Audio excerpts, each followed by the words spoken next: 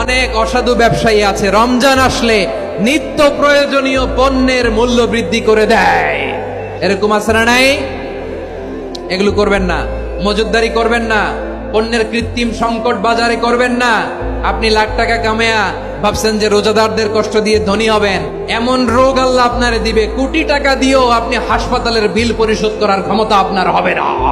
খবরদার। শেষ বয়সে দেখবেন কি কষ্ট আপনার হয়। আপনি রোজাদারদের কষ্ট দিচ্ছেন, আল্লাহ আপনার সুখে রাখবে?